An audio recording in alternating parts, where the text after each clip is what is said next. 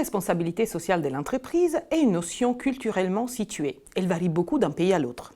Par exemple, alors que les dirigeants américains privilégient la philanthropie, les dons et des initiatives volontaires, les dirigeants japonais ou allemands mettent plutôt l'accent sur le recyclage, la protection de l'environnement par exemple, et les Français sur les enjeux sociaux, les conditions de travail ou le respect des réglementations. De ce fait, les pratiques de RSE dans une multinationale sont souvent plus complexes que prévu. Car les multinationales doivent faire face à la fois à l'intégration globale de la RSE et à son adaptation locale, ce qui est un vrai dilemme organisationnel. Dans notre article, coécrit avec Valérie Moati, nous avons exploré ce dilemme à travers une étude de cas fascinante sur ASICS, un acteur mondial majeur de l'industrie de l'équipement de sport. Le siège de l'entreprise se situe au Japon, avec un management traditionnel très centralisé et très marqué par cette empreinte japonaise. Or, les premières pressions en faveur d'une stratégie de RSE se sont manifestées au début des années 2000 en Europe, loin du siège, où les dirigeants locaux étaient particulièrement exposés aux pressions des concurrents et des parties prenantes.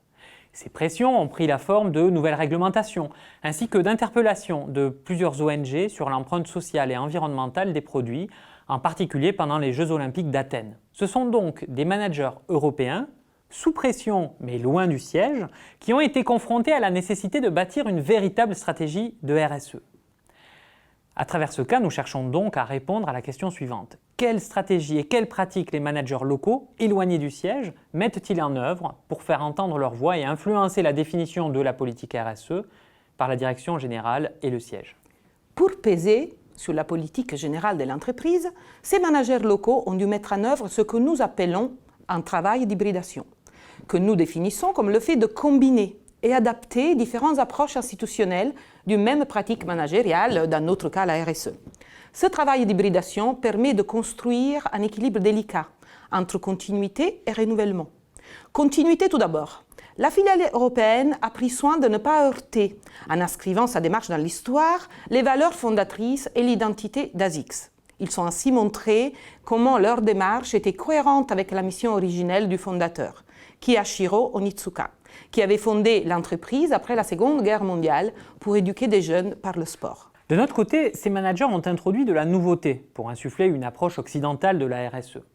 Cela s'est fait, par exemple, en embauchant des profils dédiés à la RSE, capables de tisser des relations entre les différents métiers et fonctions de l'entreprise, les parties prenantes internes et externes. Les managers européens ont également transformé des démarches déjà existantes chez ASICS, comme ISO 14000, qu'ils ont transformé en un dispositif de participation transversale, capable d'impliquer des personnes de différentes fonctions, pays et cultures, pour formaliser et faire adhérer à la démarche de RSE.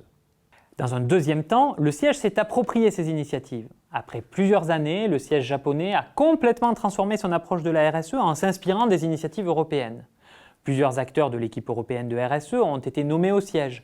Et alors que l'équipe RSE était jusqu'alors purement japonaise et masculine, celle-ci s'est internationalisée et féminisée. Au final, on passe en une dizaine d'années d'une approche très fragmentée de la RSE à une approche intégrée qui hybride l'identité historique du groupe avec la façon de faire de la RSE à l'européenne, plus explicite, plus alignée à la stratégie de l'entreprise. Notre première contribution est de conceptualiser le travail d'hybridation, qui est une forme de travail institutionnel à l'intérieur de l'organisation. Nous avons répertorié l'ensemble des pratiques par lesquelles se caractérise ce travail d'hybridation. Pour le management international, notre cas illustre les conditions par lesquelles les filiales peuvent porter une innovation managériale au sein d'un groupe multinational. Deux conditions sont à réunir. D'abord, la perception par les acteurs locaux d'un écart important entre le contexte institutionnel local de la filiale et celui du siège. Ensuite, la capacité à mettre en œuvre le travail d'hybridation.